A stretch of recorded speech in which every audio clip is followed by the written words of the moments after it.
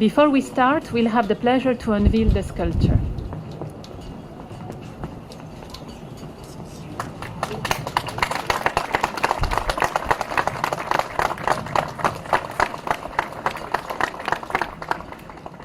Thank you very much and Շատ շնորհակալություն եւ բարև բոլորին հարգելի պարոն վարչապետ, հարգելի գործընկերներ, շնորհակալություն որ միացել եք մեզ։ Ջերմորեն ողջունում եմ նաեւ Grandest-ի հայկական համայնքի ներկայացուցիչներին, ովքեր այսօր մեզ հետ են։ Մենք ընդունում ենք այս քանդակը, ընդունում ենք Եվրոպական խորհրդարանի անունից։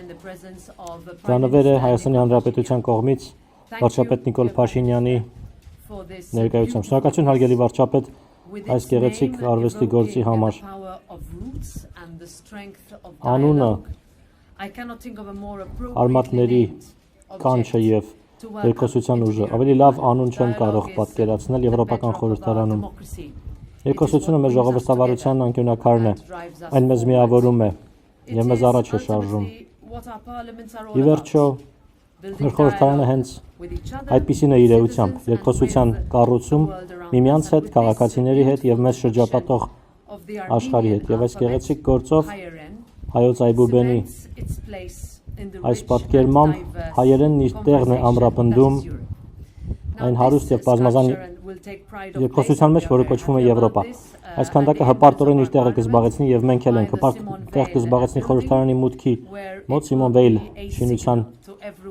կողքին եւ ազդակ կլինի բոլորին, ովքեր մուտք են գործում այս տունը։ Սա նվիրումն է մեր երկխոսությանը եւ մեր հավատարմությունն է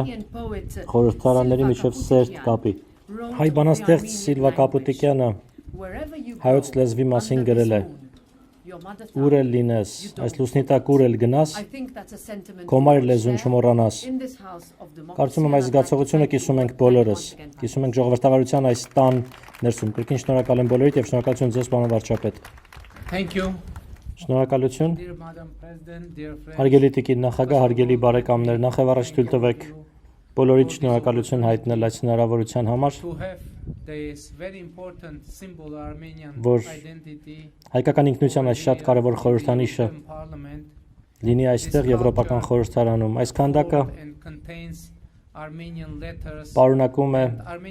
հայոց այբուբենի տառերը։ Հայոց այբուբենի գյուտը 5-րդ դարում տեղի ունեցավ եւ դա կարևորագույն հիմնասյուներից է հայկական ինքնության։ Եվ սա շատ խորհրդանշական է այն փաստը, որ այս քանդակը կընդգծի կարևոր կապը հայկական ինքնության եւ եվրոպական ինքնության միջև։ Գիտեք, ես կարծում եմ, որ խոսքը, գիտելիքը, տեքստը կարևորագույն եւ ամենաուժեղ խորհրդանիշներից է ժողովրդավարության, քանի որ հնարավոր չէ ունենալ ժողովրդավարություն առանց տեքստի, առանց շփումների, առանց գրի, առանց գրելու, առանց ելույթների, առանց խոսքի, առանց օրենքների։ Ուստի սա շատ ուժեղ խորհրդանիշ է եւ ես շատ ուրախ եմ, որ հիմա այսօր այս խորհրդանշական օրը, երբ մենք ամրապնդում ենք մեր համագործակցությունը եւ մեր կապերը Եվրոպական միության հետ, այս գործոնը